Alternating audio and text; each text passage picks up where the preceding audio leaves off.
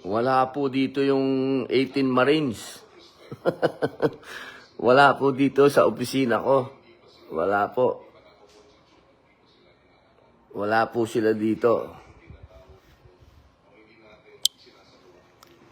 Wala. Wala po dito ang 18 Marines. Wala po dito. Si Drandrev po ang nandito. Si Jericho. Asa yung bagong kasal? Wala. Honeymoon. Wala po dito yung 18 Marines. Hindi ko alam kung saan galing kay... Sabi ni Senator Erwin Tulfo, nandito daw.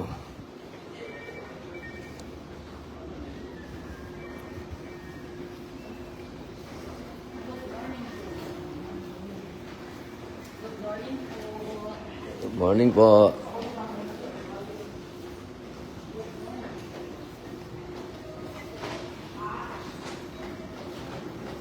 Hello po.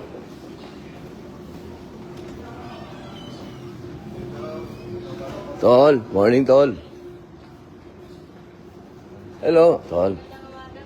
Morning. Good morning po. Oops.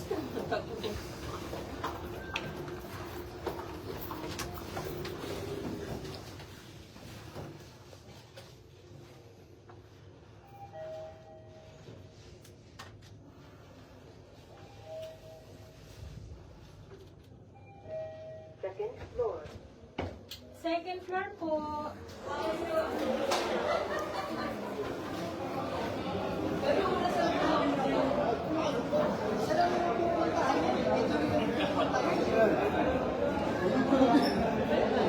Tol. Pumasok na ba? Tol, pare ko, kamusta ka? Nandiyan na ba yung 18 Marines? Wala. Asa baba? Teka, susunduin ko muna. Eh, sabi kasi, nasa opisina ko, wala pala rito. Wala.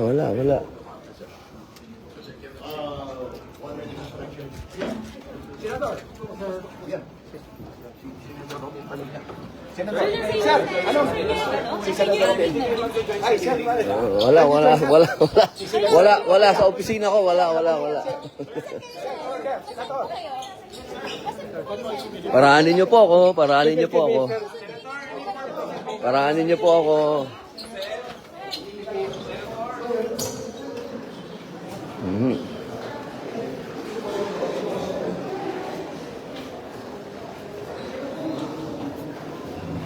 Madapa ka, Tol, ha? Hindi naman tayo, relax, Tol, relax, baka... Kala namin, ati na kayo doon, sir, eh.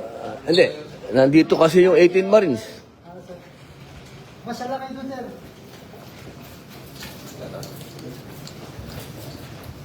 Yes, sir. Sir, magandang umaga po. Kaya sasamahan niya, sir. Sure natin sila hearing. Tatanungin natin sila. Parehas tayo magtatanong.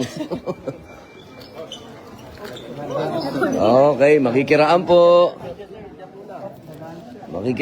Mga tols. Tol. Attorney.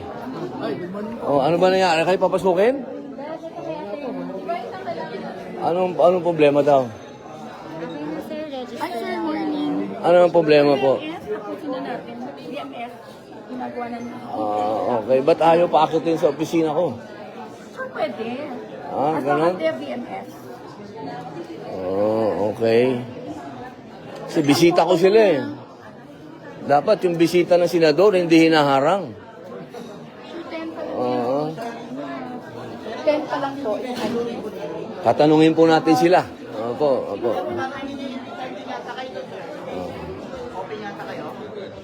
Ha? Saan? Sa hearing nila?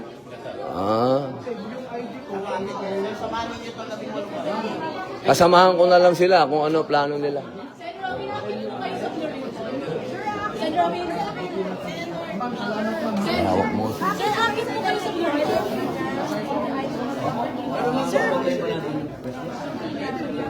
O doon na lang po tayo sa opisina ko. Sir, akit din po Kaya kayo sa sa buhay mo bakit? Ako na natin. Brother.